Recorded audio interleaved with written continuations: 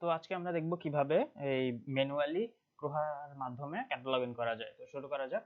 তো প্রথমে আমাদেরকে কোহা কমিউনিটিতে যেতে হবে। কমিউনিটিতে যাওয়ার পর ডেমোতে যাব।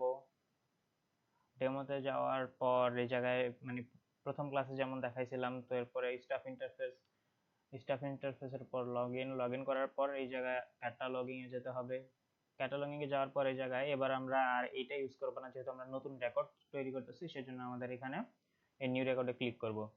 তো নিউ রেকর্ডে ক্লিক করার পর এমন একটা ইন্টারফেস চলে আসবে। ইন্টারফেসের মধ্যে এখন আমাদের কাজ করতে হবে। তো ইন্টারফেসের মধ্যে যে প্রথম যে সেকশন, সেটার নাম হচ্ছে লিডার 000। তো এই ফিল্ডে প্রথমে আমাদের কাজ করতে হবে। তো এর মধ্যে একটা বিষয় হচ্ছে, এই যে দেখেন প্রত্যেকটা ঘর যে দেয়া আছে তার মধ্যে কিছু ঘরের মধ্যে রিকোয়ার্ড লেখা আছে। তো রিকোয়ার্ড যেগুলোতে লেখা আছে সেগুলোতে মাস্ট আপনার ডাটা দিতে হবে। যদি আপনি ডাটা এন্ট্রি না করেন তবে আপনার এন্ট্রিটা মার্ক আপনার সেভ করবে না বা অ্যাকসেপ্ট করবে না। সেই জন্য অবশ্যই খেয়াল রাখবেন কোনো রিকোয়ার্ড ফিল্ড যেন খালি না থাকে। তো রিকোয়ার্ড ফিল্ডের পাশে আছে আমাদের হচ্ছে একটা ট্যাগ এডিটর। এই এডিটরের সাহায্যে আমরা রিকোয়ার্ড ফিল্ডের যেসব ডাটা সেগুলো এডিট করতে পারবো।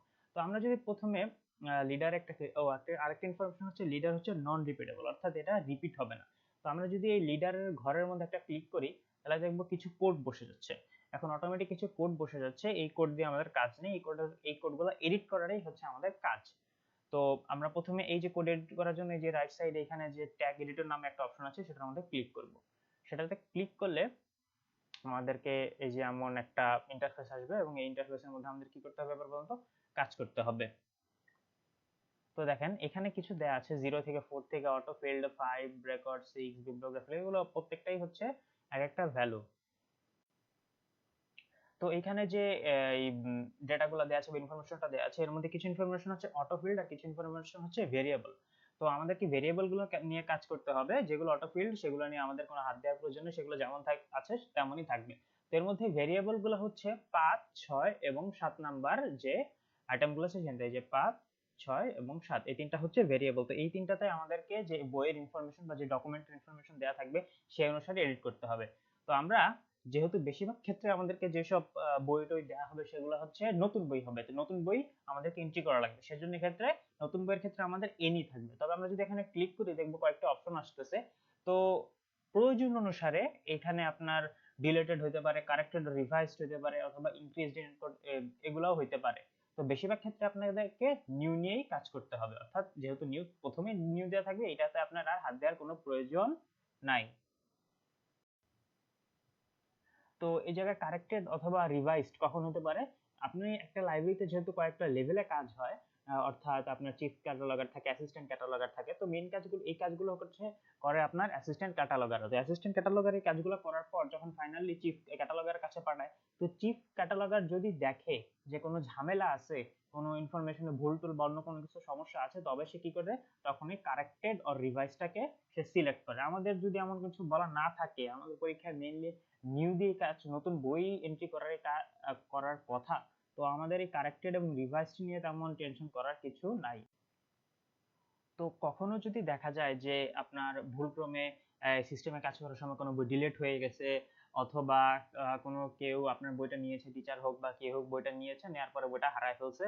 তো এরপরে কি করছে, এখন কি করা লাগবে, বই যে হারায় ফেলছে যেহেতু, সেহেতু আপনাদের টিচারটা জেনারেলি রিফান্ড করতে হয়। তো রিফান্ড করার পর যখন আমরা ক্যাটালগ করব, তখন আমরা হচ্ছে এই জায়গায় ডিলিট দিয়ে কাজ করব, অর্থাৎ আগের বইয়ের সব ইনফরমেশন গুলো মুছে যাবে এবং নতুন করে আবার আপনার এই জায়গায় এন্ট্রি হবে।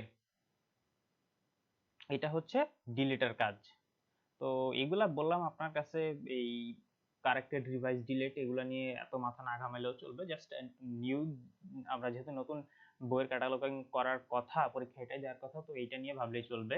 এরপর আচ্ছা, কারো যদি এই জায়গায় ডিলিট নিয়ে কোশ্চেন থাকে যে অ্যাকচুয়ালি ডিলিট বলতে কি বোঝানো হয়েছে, তো সাপোজ আমি জিনিসটা বুঝাই। ধরেন কেউ মনে করেন লাইব্রেরি থেকে ইনফরমেশন সায়েন্স নামের একটা বই সে নিয়ে গেছে। তো নিয়ে যাওয়ার পর সেটা হারায় ফেলছে, ঠিক আছে? তো হারায় ফেলার পর এখন তার কি করতে হবে, সেটা রিফান্ড করবে। তো সেই বইটা আবার মনে করেন সে নতুন একটা বই মনে করেন একটা পার্টিকুলার ডেটে রিফান্ড করলো। তো এখন আগে যেহেতু ইনফরমেশন সায়েন্স নামে একটা বই আছে, সে তার কিছু ইনফরমেশন আছে, কিন্তু এই বই, ওই বইটা তো হারায় গেছে, ঠিক না?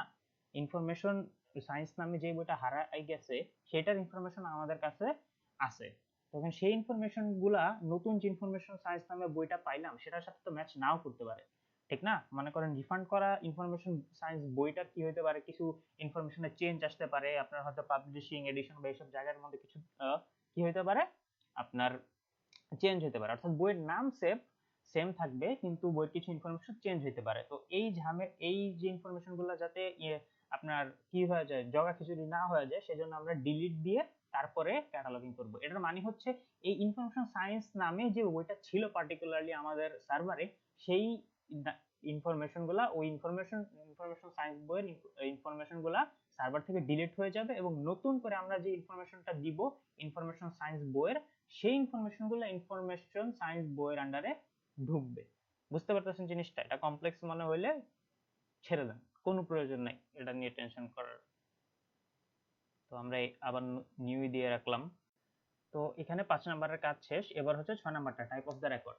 তো টাইপ অফ দ্য রেকর্ডের মধ্যে আমরা যদি ক্লিক করি অনেকগুলো অপশন আসবে। তো এর মাঝখানে আমাদের তিনটা নিয়ে কাজ করতে হবে। একটা হচ্ছে এ ল্যাঙ্গুয়েজ ম্যাটেরিয়াল, এরপরটা হচ্ছে এম কম্পিউটার ফাইল, আর একটা হচ্ছে পি মিক্সড ম্যাটেরিয়াল। তো বইয়ের ক্ষেত্রে সবসময় আমাদের ল্যাঙ্গুয়েজ ম্যাটেরিয়ালটাই হবে। বেশিরভাগ ক্ষেত্রে আমরা যেহেতু বই ক্যাটালগিং করব সেজন্য আমাদের এই যদি বই দেওয়া থাকে তবে আমরা ল্যাঙ্গুয়েজ ম্যাটেরিয়ালটাকেই সিলেক্ট করব। এরপরে হচ্ছে আপনার কম্পিউটার ফাইল, আমরা যদি ইলেকট্রনিক কোনো রিসোর্স হয়, ঠিক আছে, ইবুক ই জার্নালটাকে যদি ক্যাটালগিং করি তবে কম্পিউটার ফাইল হিসেবে সিলেক্ট করব। আর যদি কোনো মিক্সড হয়, ঠিক আছে, মিক্সড ম্যাটেরিয়াল মানে হচ্ছে কোনো ক্যাটাগরিতেই যদি না ফেলানো যায়, এমন কিছু যেটা দুই টাইপের বৈশিষ্ট্য আছে, যেমন থিসিস হতে পারে, তবে সেগুলোকে আমরা মিক্সড ম্যাটেরিয়ালের আন্ডারে ফেলবো। তবে আপাতত এখন যেহেতু আমরা বই ক্যাটালগিংটা করতেছি সেজন্য আমরা জাস্ট বইয়ের জন্য ল্যাঙ্গুয়েজ ম্যাটেরিয়ালটা সিলেক্ট করব। এরপর হচ্ছে বিবলিওগ্রাফিক লেভেল। তো বিবলিওগ্রাফিক লেভেলটা হচ্ছে বইয়ের জন্য সবসময় বিবলিওগ্রাফিক লেভেল হবে এম বা আইটেম। এই জায়গায় এমটা যদি আমাদের কাছে বই ক্যাটালগিং করতে দেওয়া হয় তবে আমরা এম সিলেক্ট করব। আর যদি কখনো আমাদেরকে পিরিয়ডিক্যাল, জার্নালস, সিরিয়াল এইসব আমাদেরকে ক্যাটালগিং করতে দেয় তবে আমরা এই জায়গায় অ্যাস সিরিয়ালটা সিলেক্ট করব। ঠিক আছে, বুঝতে পারছেন? অর্থাৎ পিরিয়ডিক্যাল, জার্নাল, সিরিয়াল হলে আমরা কি সিলেক্ট করব?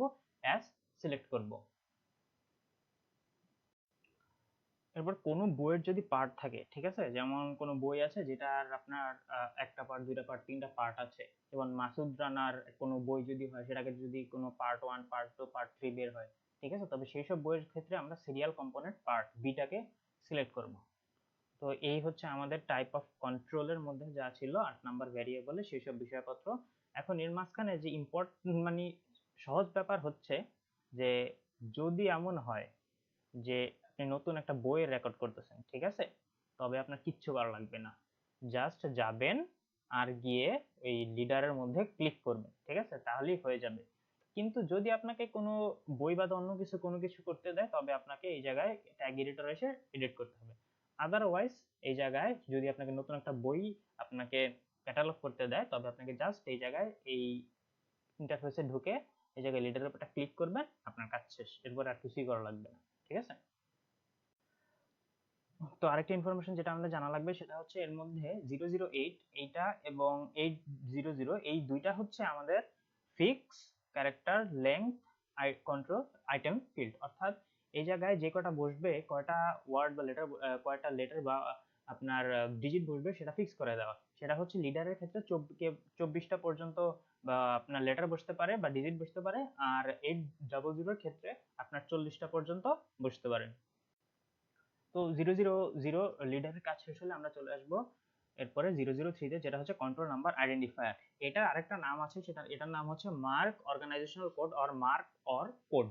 তো এই কন্ট্রোল ফিল্ডের মধ্যে আমাদেরকে যে ওএসটি আসছে এখানের বদলে আমাদেরকে যেই কোডটা দেয়া থাকে সেটা আমাদের দিতে হবে। তবে যেহেতু আপনার কাস্টমাইজেশন করি আমরা, তো আমাদের এই জায়গায় আগে থেকে প্রিডিফাইন্ড কোড দেয়া থাকতে পারে। যদি প্রিডিফাইন্ড কোড দেয়া থাকে তবে আমাদের এই জায়গায় কোনো হাত দেওয়ার প্রয়োজন নেই, যেমন থাকবে তেমনই থাকবে। আপাতত যেহেতু দেয়া নেই সেজন্য আমি এটা দিয়ে দিচ্ছি বিডি DHUIS L। তো এটা হচ্ছে আমাদের কোড, এই কোডটা কপি করে রাখবেন। কাজ আপাতত এটা দেওয়ার পরে আমাদের এই কন্ট্রোল নাম্বার আইডেন্টিফায়ার কাজ শেষ। এরপরে চলে আসবো আমরা date and time of transaction এই ফিল্ডের মধ্যে। তো এই ফিল্ডে যদি ক্লিক করি তবে অটোমেটিক আমাদেরকে লেটেস্ট যে ডেটটা, যেদিন কাজ করতেছেন সেই তারিখের ডেটটা বসে যাবে। তো এটা নিয়ে আমাদেরকে টেনশন করার কোনো প্রয়োজন নাই। তো আমাদের ডেট এন্ড টাইম ট্রানজাকশন এটা কাজ করে 005 এর কাজ করা শেষ হলে আমাদেরকে 008 এর মধ্যে fixed line data element general information, দেখেন এখানে আগেই বলে দেওয়া আছে ফিক্সড লাইন, অর্থাৎ এর মধ্যে নির্দিষ্ট সংখ্যক আপনার ডিজিট বা লেটারসই বসতে পারবে। এক্ষেত্রে আমরা 40টা পর্যন্ত লেটার বা ডিজিট এখানে বসাতে পারবো। তো এই কথা একটু আগেই বলে আসছি যে দুইটা ফিল্ড আমাদেরকে ফিক্সড লেন্থ, একটা হচ্ছে লিডার আর একটা হচ্ছে এই ডাটা এলিমেন্ট যেটা হচ্ছে 008। তো এখানেও আমাদেরকে ক্লিক করলে কিছু ইনফরমেশন বসে যায়, তবে আমাদেরকে ইনফরমেশন তো বসায় দিলেই তো কাজ শেষ না, আমাদেরকে সেটা কি করতে হবে, আমাদের এই জায়গায় ট্যাগ এডিটরে গিয়ে আমাদের কাছে যে বই বা যে এলিমেন্ট ক্যাটালগিং করতেছে সেটা যে ইনফরমেশন প্রয়োজন, সেটা অনুসারে যে ইনফরমেশন দেওয়ার প্রয়োজন সেটা আমাদেরকে ট্যাগ এডিটরে গিয়ে ক্লিক করে এডিট করে নিতে হবে। তো এখন দেখেন এই জায়গায় অনেকগুলা ইনফরমেশন দেওয়া আছে। তো আগের মতো এখানে কিছু আপনার আগে থেকে দেওয়া ইনফরমেশন থাকে, কিছু ভেরিয়েবল আছে, তো আমাদেরকে শুধুমাত্র ভেরিয়েবল গুলো নিয়ে কাজ করতে হবে, অন্য যা কিছু আছে সেগুলোতে টাচ না করলেও চলবে। তো এখানে ভেরিয়েবল ফিল্ড গুলো হলো, তো এখানে যে ভেরিয়েবল আছে সেগুলো হলো আপনার 7 থেকে 10 ডেট 1, 11 থেকে 14 ডেট 2, আর ইমপ্রিন্টের জন্য 15 থেকে 17। এই তিনটার পাশাপাশি আরেকটা আছে, সেটা হচ্ছে আপনার ল্যাঙ্গুয়েজের জন্য এই যে 35 থেকে 37। তো এই চারটা হচ্ছে আমাদের ভেরিয়েবল ফিল্ড। যেহেতু এরা ভেরিয়েবল ফিল্ড, আমাদেরকে শুধুমাত্র যে বইটা দেওয়া থাকবে তার উপর বেস করে, তার ইনফরমেশনের উপর বেস করে চারটাতেই কাজ করতে হবে, বাকিগুলাতে গুতাগুতি না করলেও চলবে। তো প্রথমটা আমাদের জন্য হচ্ছে ডেট 1। ডেট 1 এর মধ্যে আপনি দেখেন চারটা হ্যাশ দেয়া আছে। চারটা হ্যাশ দেওয়ার মানে হচ্ছে এখানে কেবলমাত্র চারটা ডিজিটই বসতে পারবে, ঠিক আছে। আর হ্যাশ দেওয়ার মানে হচ্ছে এই জিনিসটা ব্ল্যাঙ্ক রাখা হয়েছে। তো ইট মিন্স হচ্ছে আমরা এই জায়গায় যখন ক্লিক কোনো এন্ট্রি করব তখন আমরা চারটা ডিজিট পর্যন্ত দিতে পারবো। এখন এই জায়গায় ডেট 1 দিয়ে বুঝাইতেছে কি, ডেট 1টা হচ্ছে ফার্স্ট পাবলিশিং ডেট অথবা কপিরাইট ডেট। এখন কপিরাইট ডেট কখন হবে, যখন বইয়ের মধ্যে কেবলমাত্র একটাই ডেট দেয়া থাকবে, তখন সেটা আমরা কি হিসেবে ডেট হিসেবে ধরে নিতে পারবো, সেটা তখন আমরা কপিরাইট ডেট হিসেবে ধরে নিয়ে এখানে বসাইতে পারবো। আদারওয়াইজ এখানে ফার্স্ট পাবলিশিং ডেট বসবে, ঠিক আছে। এরপরে ডেট 2 হবে হচ্ছে লেটেস্ট পাবলিকেশন ইয়ার বা লেটেস্ট এডিশনের ইয়ার বা লেটেস্ট রিপ্রিন্টেড ইয়ার, অর্থাৎ আপনার কাছে লেটেস্ট যে ইয়ার থাকবে সেটা হচ্ছে আপনি ডেট 2 তে বসাবেন। তো যদি লেটেস্ট কোনো না থাকে, তবে লেটেস্ট কোনো ইয়ার দেওয়া না থাকে, তবে আপনি কি করবেন বলেন তো, সেই ডেট টুর এই জায়গাটা ফাঁকা রাখবেন, ঠিক আছে। তো এই জিনিসটা আরেকটু ক্লিয়ার করি যে আমাদের কাছে অনেকগুলো ইয়ার থাকতে পারে। মনে করেন একটা বই পাবলিশ হয়েছে 2010 সালে, তারপরে সেটা 2012-তে একটা এডিশন বার হয়েছে, 2014-তে একটা এডিশন বার হয়েছে, আবার 2020-এ গিয়ে সেটা হচ্ছে আপনার রিপ্রিন্ট হয়েছে, ঠিক আছে। তো আমাদের যে ফার্স্ট পাবলিশিং ডেট হচ্ছে 2010, সেই জন্য আমরা এই জায়গায় কত বসাবো, সেই জন্য আমরা এই জায়গায় কত, এই জায়গায় 2010 বসাবো, ঠিক আছে। এটা হচ্ছে আমাদের বিষয়। এরপরে রিপ্রিন্ট হচ্ছে কত সালে, আমরা ধরলাম 2020-এ রিপ্রিন্ট হচ্ছে। একেবারে লাস্টের যে আপনার সালটা, সেটা লেটেস্ট এডিশন হোক বা রিপ্রিন্ট হোক, যেটাই হোক, সেইটা হচ্ছে 2020, তবে আমরা এখানে 2020 দিব, ঠিক আছে। এমন একটা কন্ডিশন হইলো যে আমাদের কাছে একটা বই বাইরে হয়েছে 2010 সালে, ধরে আর একটা বই বাইরে হয়েছে 2012 সালে। এখন এই 2012 সালে বইটা একবারই বের হয়েছে, এরপরে বইয়ের কোনো এডিশনও আসে নাই, বইয়ের কোনো রিপ্রিন্টও আসে নাই। তো আমাদের কি করার থাকবে, তখন আমরা জাস্ট ডেট 1-এ 2012 সাল দিয়ে আমরা এই জায়গায় ব্ল্যাঙ্ক রেখে দেবো। এইভাবে ব্ল্যাঙ্ক রাখলে কিন্তু চলবে না, যেহেতু প্রথমে এই জায়গায় ব্ল্যাঙ্ক মানে হচ্ছে চারটা হ্যাশ, এই জন্য আমাদেরকে চারটা হ্যাশ দিয়ে দিতে হবে। বুঝতে পারছেন জিনিসটা? ওকে। এরপরে হচ্ছে আমাদেরকে এই জায়গায় 15 থেকে 17 ভেরিয়েবল। এখন এই জিনিসটা কি এখানে বলছে 2 or 3 character alphabetic code that indicates the place of publication, production or execution, mark code list of countries। তো আমাদের বইটা অ্যাকচুয়ালি বা আমাদের যে জিনিসটা ক্যাটালগ করতেছে সেটা কোন দেশ থেকে পাবলিশড হয়েছে তার একটা কোড এখানে বসানো লাগবে। এখন এই কোডটা কোথায় পাবো, সিম্পলি এই জায়গায় যে হাইপার লিংকটা দেওয়া আছে সেখানে যদি আমরা ক্লিক করি, তবে আমাদেরকে অন্য একটা পেজের মধ্যে নিয়ে যাবে। এই জায়গায় সবগুলা দেশের কোড দেওয়া আছে, আমরা জাস্ট সিম্পলি খুঁজে দেখবো যে বইটা কোথা থেকে পাবলিশ হয়েছে, তারপরে আমরা সিম্পলি ওই কোডটা বসাই দিব। আমরা ধরি বইটা বাংলাদেশ থেকে যদি পাবলিশ হয়, তাহলে আমরা বাংলাদেশ খুঁজছি, তো এই জায়গায় বাংলাদেশ, তো বাংলাদেশের কোড হচ্ছে কি বলেন তো, বিজি। তো আমরা এই জায়গায় বিজি দেখলাম। তো আমরা এই জায়গায় কি লিখতে পারি, এবার আমরা এই জায়গায় আমরা বিজি লিখতে পারি। তো এখানে দেখার একটা বিষয় দেখেন, এখানে তিনটা দাগ দেওয়া আছে। এই তিনটা দাগ দেওয়ার মানে হচ্ছে আমরা সর্বোচ্চ এখানে কয়টা ওয়ার্ড বসাতে, লেটার বসাতে পারবো, সর্বোচ্চ আমরা 3টা লেটার বসাতে পারবো, ঠিক আছে। তো আপাতত যেহেতু বাংলাদেশের জন্য শুধুমাত্র বিজি, তো আমাদের 2টা বসালে হয়ে যাচ্ছে। আর যদি মনে করেন কোনো কোড থাকে 3টা লেটার, তবে সেখানে 3টা লেটার বসবে, 3টার বেশি বসতে পারবে না। ওকে, এখানে আপাতত এইটা গেল আমাদের 15 থেকে 17 যে ভেরিয়েবলে কাজ করা সেইটা।